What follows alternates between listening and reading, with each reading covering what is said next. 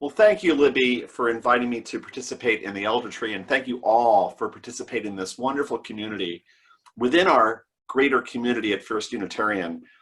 So much of what we are to each other as Unitarian Universalists is an extended family, a family of people in this geographic community called Rochester, a family of like-minded individuals in this region who care about topics like social justice and care about free thinking and an openness to ideas and a respect for our Unitarian Universalist principles, but also part of a community that's worldwide and ancient, those who are looking to find family in all their fellow men and women of all ages, sexes, races, all people who have had the opportunity to share the vision and the experience of what it is to be human. So we start as a small community here of your many shared experiences in First Unitarian, but we're really sense that we're part of something so much larger, and I really appreciate you inviting me to this session today.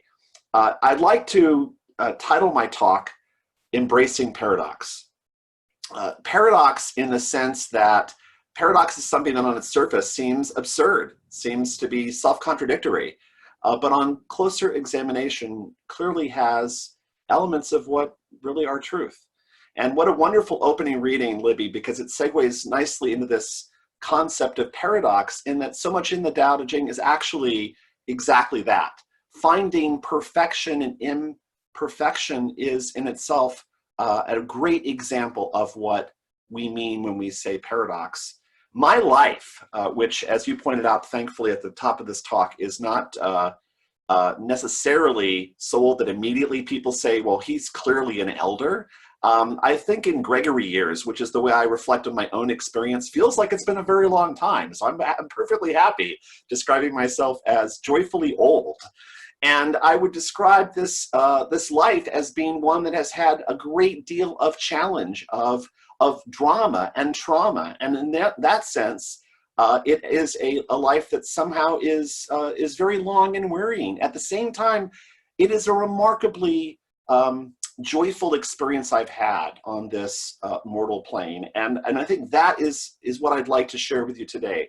The sense that in trauma, there is resilience in a situation that in some ways is one that wants to leave behind a door that you have to walk through. You walk into a new opportunity with choices and opportunities that you never dreamed of before.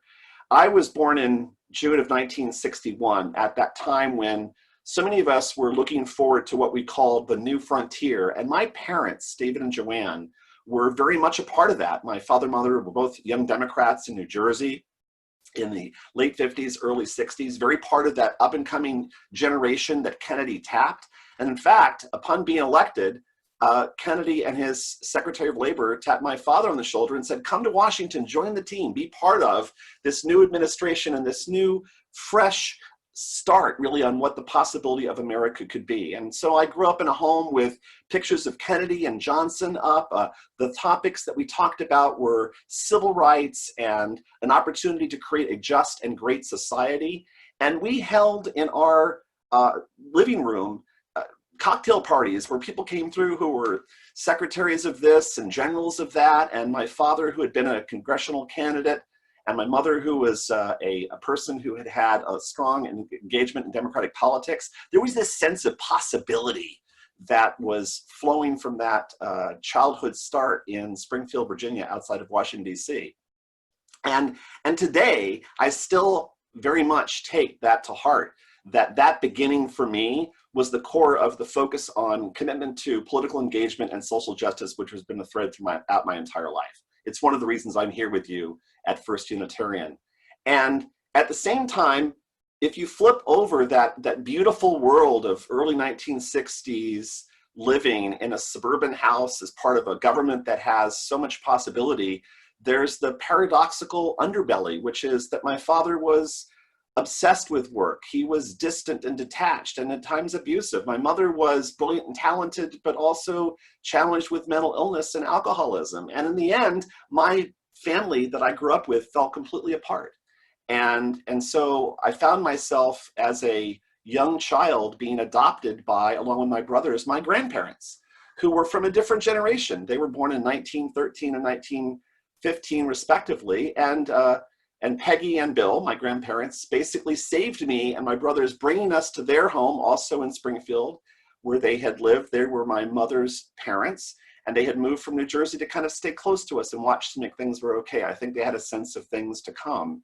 And they gave us a second chance. And it was remarkable that the nurturing and caring that my grandmother displayed, the friendship that she offered to me, my grandfather, who was a printer and a union man, but a person deeply interested in history and in opportunities to focus on and engage in current events. He and she provided examples to me of what it means to set aside your personal fortunes, your comfortable situation, and say, I'm bringing these young kids into our life and we're going to adopt them as our own. And it was really a remarkable act of grace for me that I experienced.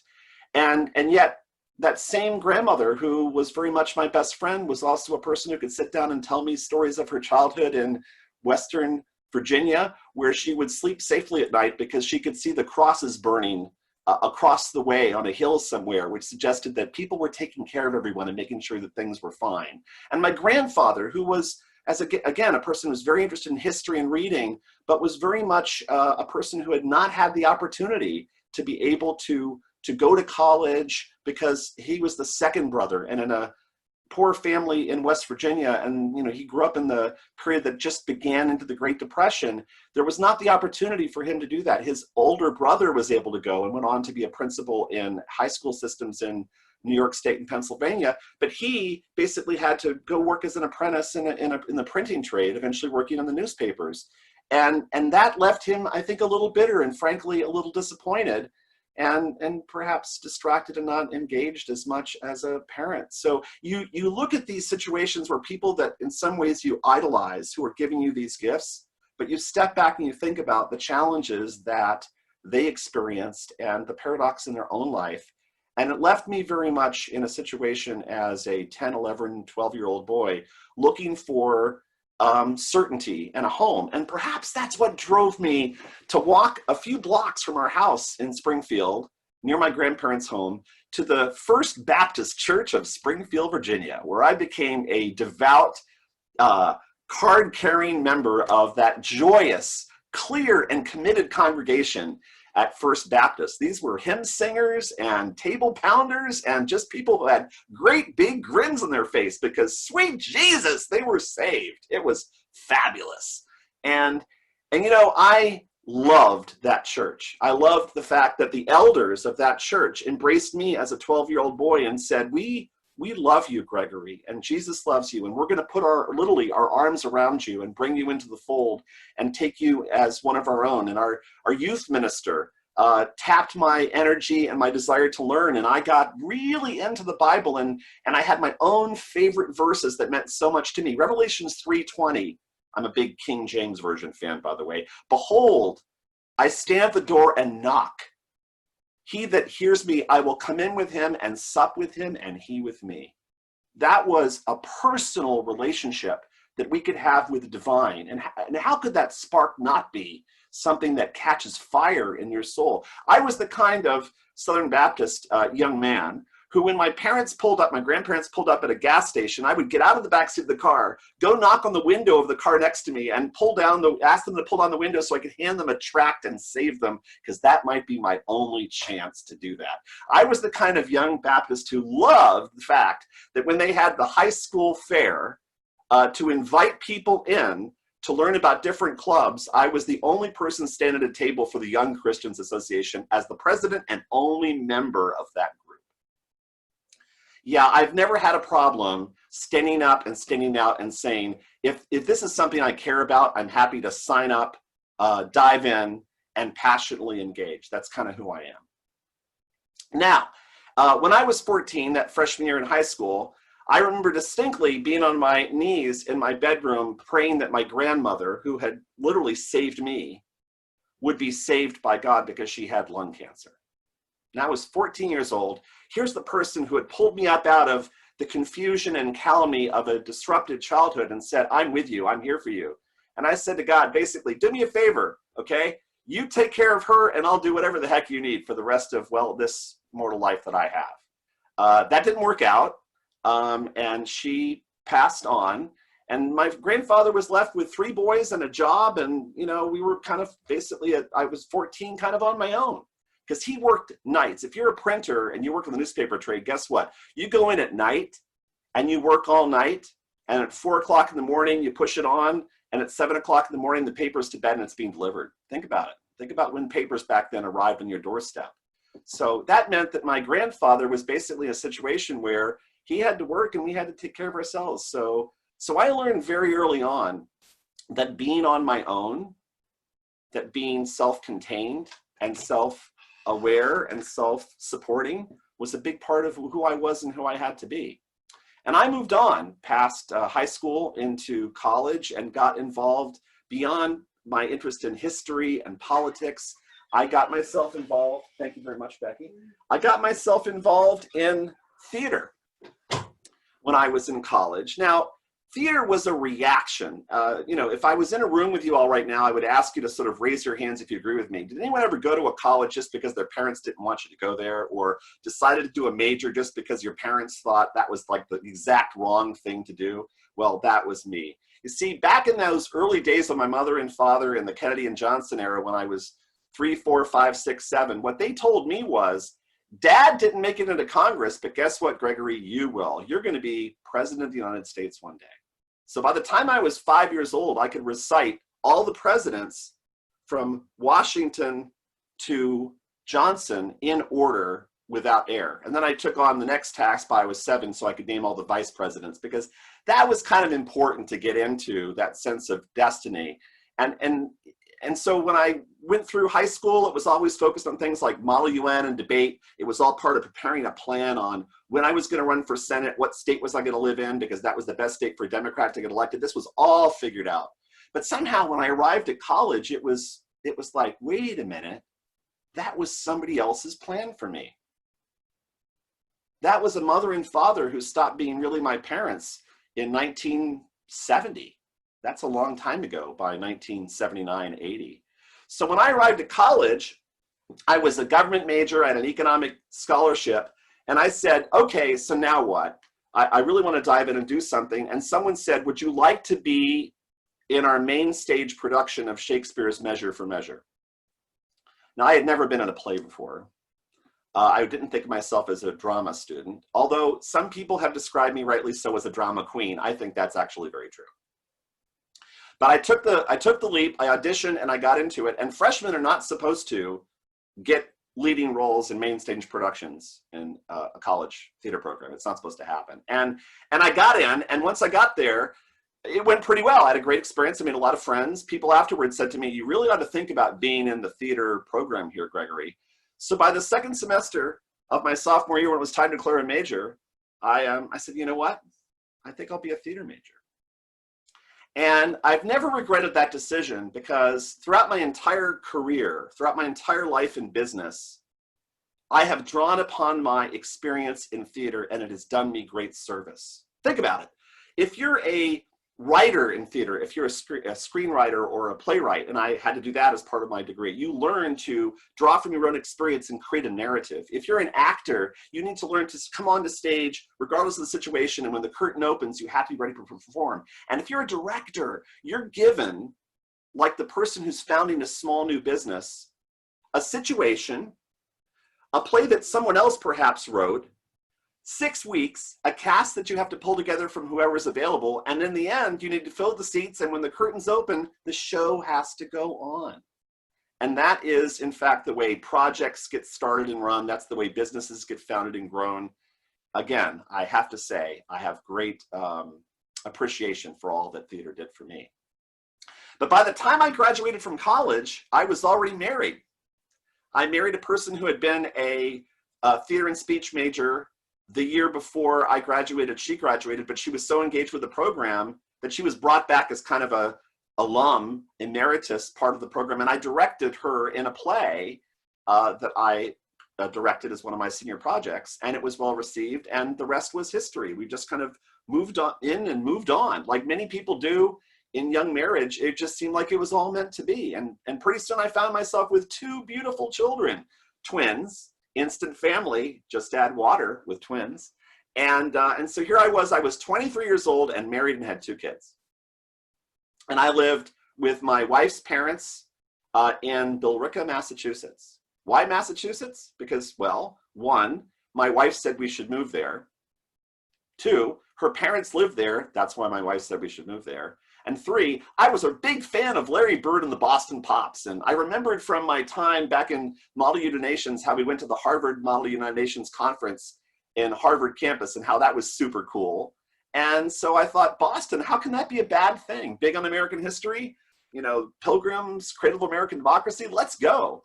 So I dove in and went into Boston, and I thought, now what? Well, I've got this theater and speech background. I think I'll write a book. So I spent the better part of 2 years when I first moved to Boston as a budding author. Anyone ever had an early career that didn't work out? Raise your hand. Okay, so I spent 2 years writing one of the great American science fiction novels that's never been finished or published. I spent nights working as a waiter.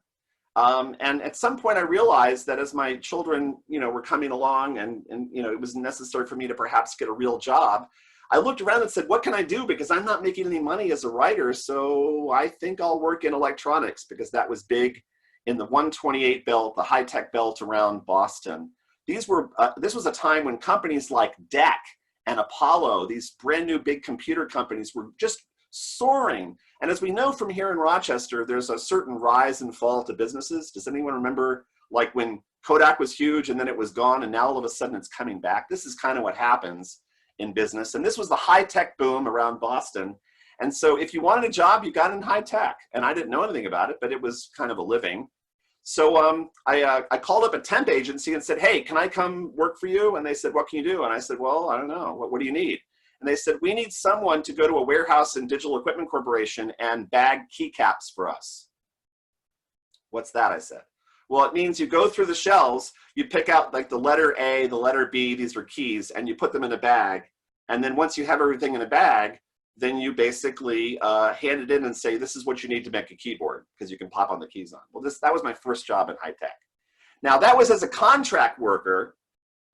I realized that I needed to do something a little more substantial, because that was really not a lot of hours and stuff. So I got a job working on a shipping receiving dock of a high-tech firm that was a defense microelectronics company. They worked in kind of defense and the aerospace industry. They're really high-tech cool chips they made. I didn't know anything about it because I'm not an electrical engineer. I didn't really know much about it. All I knew was that UPS and FedEx arrived at a certain time. I needed to take stuff off the truck and put it on the truck. But remember the part about me wanting to be a writer? I hope you remember that part, because writing has always been a big part of who I am. So I decided that it would be super fun and super cool, since I was sitting around all day waiting for boxes to come in, to take this big whiteboard. Actually, back then we called them blackboards. Do you remember when we had chalk and we wrote with things with chalk? Well, this was 1985, and we still had chalk. And it was where we put down like schedule of key things to do and stuff. But I had this box that I drew, and I decided every morning when I came in, I would think about it for a little while, and then I would write a saying there. So I put a saying down. One day, a woman named Claire Rapucci came in. Claire was the quality manager. She was responsible for quality assurance for this electronics business. And Claire said to me, hey, I have a question, Gregory. And I said, what's that, Claire? And she said, where's that book that you get? Do you have like a quotes book that you use? Because I love these quotes up here on the board, and I want to start, I want to, have some of those with me. And I looked at her and I said, there is no book. She said, there's no book. I said, yes, those are mine. I wrote those. She said, but there's a different quote here, and there's been a different quote every day for the last couple of months.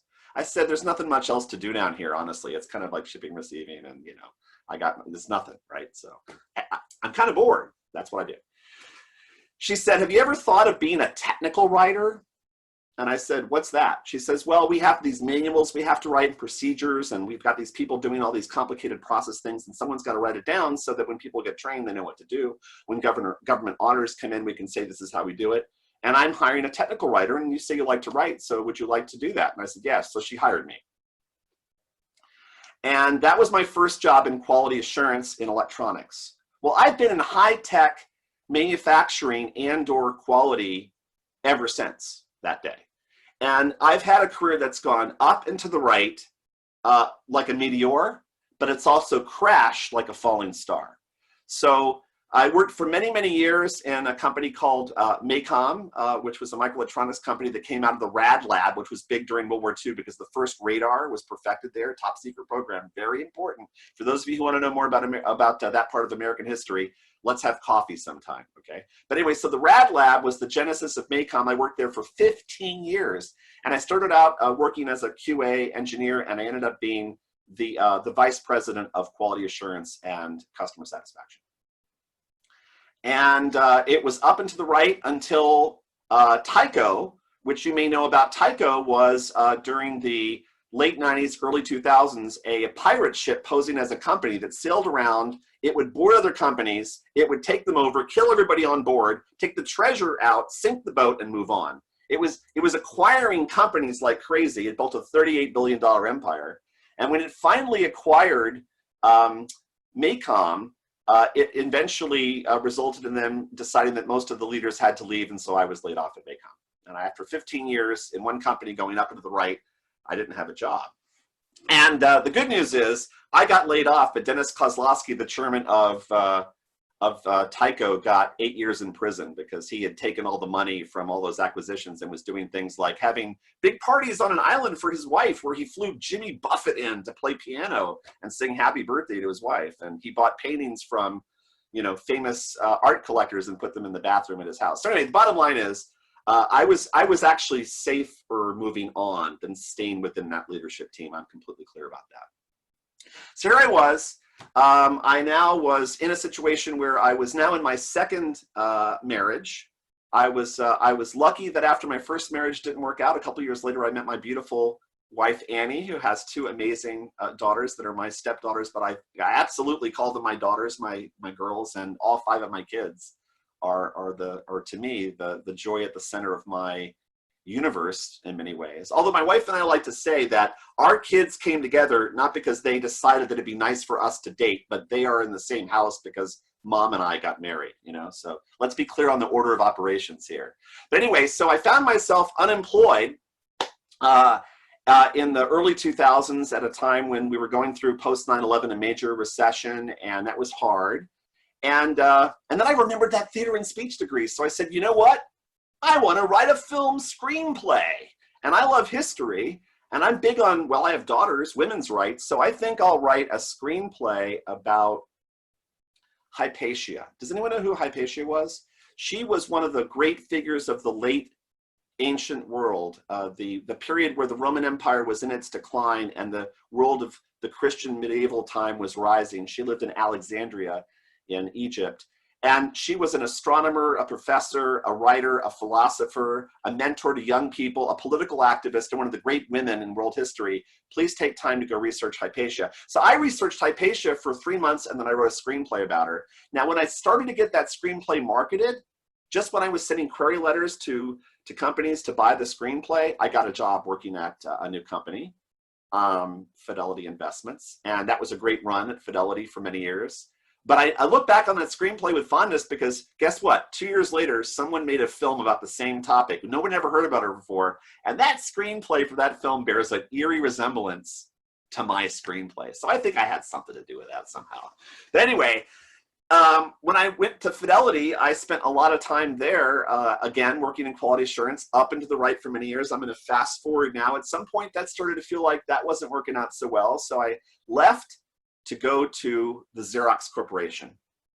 And I was interviewed by the chairman of the board and the CEO of Xerox to come to work for the company. And I thought, after many different interviews to get to this level, to this interview with her, that it was all about proving to this very successful, very brilliant, and well thought of woman, Ursula Burns, that I deserved to be at Xerox. So I walked into her office in Connecticut. And it was this, one of those great big offices that CEOs get to have. And I was ready to go through this litany of reasons why I deserved to be working with her and the team at Xerox. And she said to me, I'll never forget these words, "You're not here because I haven't decided whether to hire you yet. if my people sent you to this room, then that means that you're the guy. So my job is to convince you to leave Boston and move to Rochester. Wow, okay. So the next 30 minutes were about, it only takes 15 minutes to get everywhere, and it's so easy. And oh, by the way, we have Wegmans. It's amazing. You should love it here. Okay. To this day, I'm wondering why she didn't mention First Unitarian Universalist Church. I would have definitely moved, okay, from Boston to be part of this community if someone knew to tell me about it at the time, right? But she wasn't aware of that. She did mention Allendale, Columbia, which is the school that we eventually had our daughter Becky go to, and she had a great experience there. One of her kids was being taught at Allendale, Columbia. And so I went to Xerox. I had another great run there, but then guess what? Xerox hit a big bump in the road, and they let go a lot of their team. And in the end, I got laid off a second time in my career of 30 years in business at Xerox.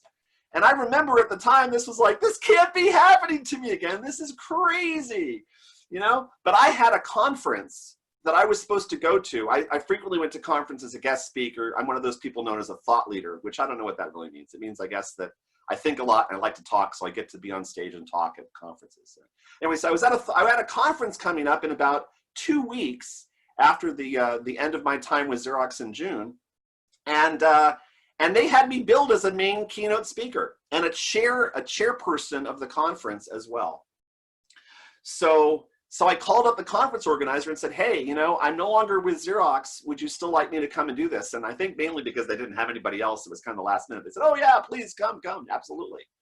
So I turned to my wife, Annie, who's incredibly resourceful and my great partner in life and my great business partner in our companies. And I said, hey, I have to quickly come up with like a business name and a business card, and I have to go there because I'm not going to go there as former chief process officer at Xerox. I'm going to go there as, I don't know, somebody doing something, right?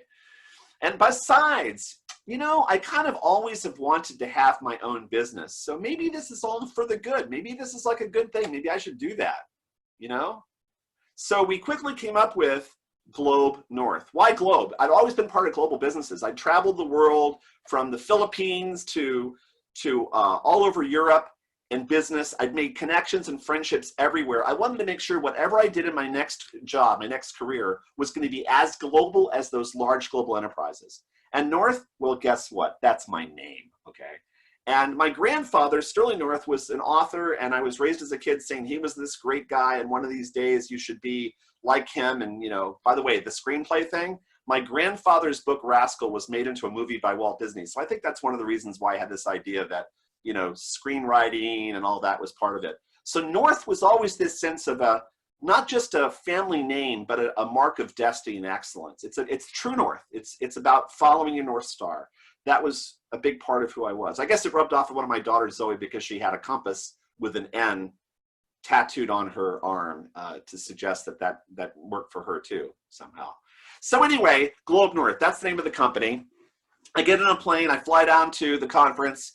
I do what I often do and say, well, this is what we do at Globe North. This is this company. This is what we're going. This is what we're doing. And next thing you know, I've got a company, I've got clients, I've got employees, and I'm having a blast. And remember that door, Revelation 3:20, behold, I stand at the door and knock. And he that hears, I will come in with him and sup with him and he with me. Here's what I believe. I believe the person who's always outside that door knocking is the person we're going to be next. It's the life we're going to be walking into. And it's that opportunity that if we're willing to, or sometimes if we're kind of shoved through that door, again, paradox, to see it as a crisis, to see it as dangerous, scary, new, but it's an opportunity. What happens on the other side of that door is going to be amazing. And I think if I zoom back now, because I'm caught up, I'm here in Rochester, I'm part of this community, you know a little bit about me and my upbringing, my family.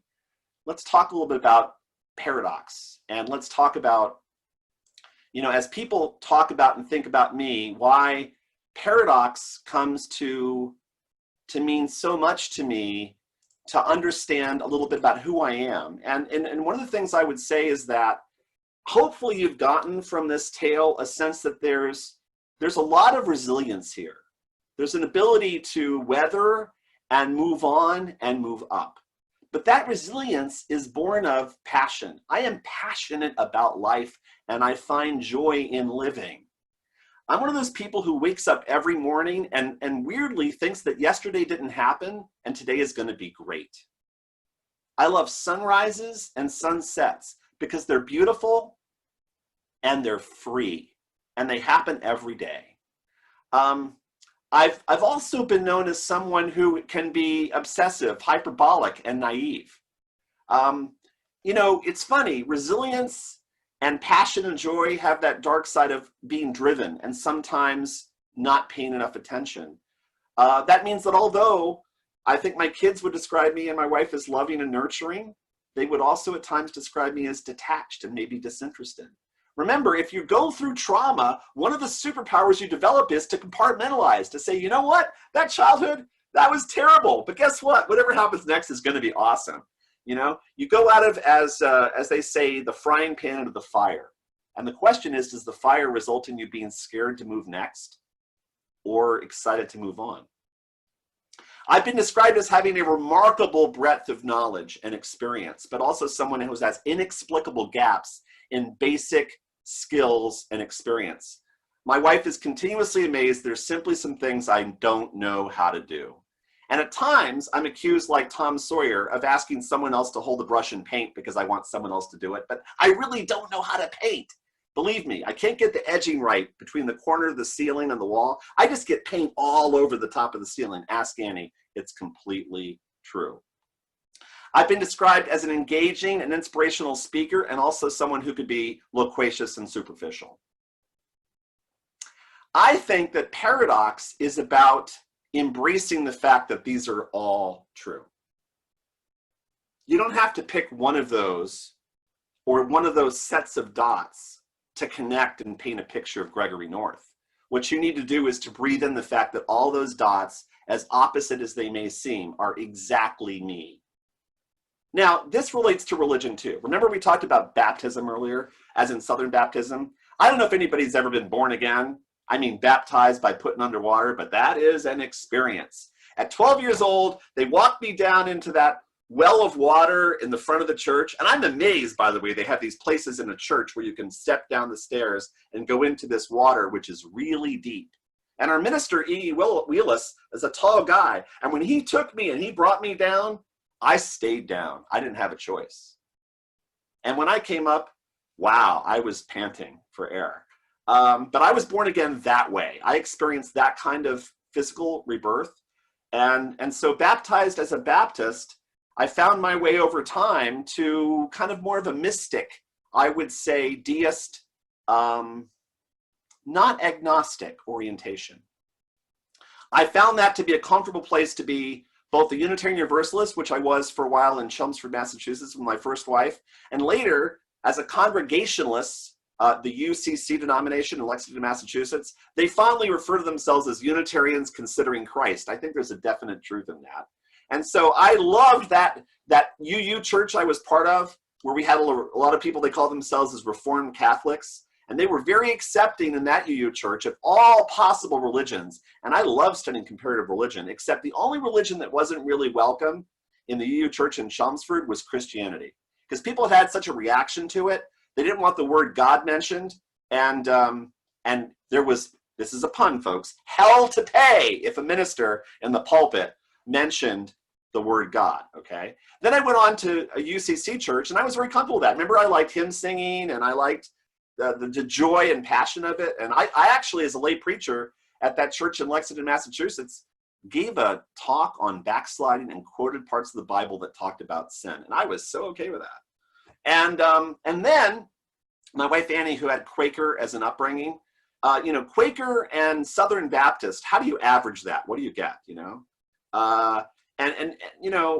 Unitarian Universalism is a great place to come for somebody who has those two sets of orientations. And so I'm going to close with a couple of observations about those three denominations, those three experiences. As a Southern Baptist, I found them joyful, clear, committed, closed-minded, and racist. As a Congregationalist, I found them caring, open, and far too comfortable. As a Unitarian Universalist, I found them communal, committed, and far too cerebral. Now, if you average those three together, okay, I think you're going to find something in there for me. As a Southern Baptist, I love the joyfulness. As a Congregationalist, I love the caring nature of that group. As a Unitarian Universalist, I love the community, and also, let's face it, I'm a kind of, a pursuer of knowledge, so I like the cerebral part too.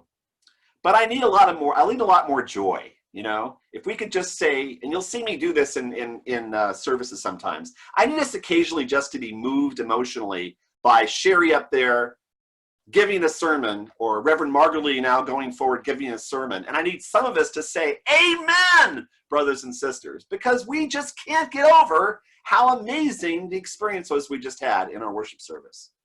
Because that's what I like to do. I like to be moved, and I like to move others. I will also close with a quote from one of my favorite science fiction authors. I mentioned earlier that I am a paradox. A person who, as a kid growing up in the era of the space program, I was a huge science and science fiction nut, although I've never been a scientist. But I still love science fiction. Robert Heinlein back then was one of the grand masters of science fiction, and today he's still one of the founding fathers of modern science fiction. And he said in his great book, The Time Enough for Love, he said, the more you love, the more you can love, and the more intensely you love, nor is there any limit on how many you can love. If a person had time enough, he could love all of that majority who are decent and just. I believe that most people are decent and just. I believe that all of us deserved to be loved. And I would love to have the opportunity to be engaged with each and every one of you, my fellow lovely Unitarian Universalists. Thank you.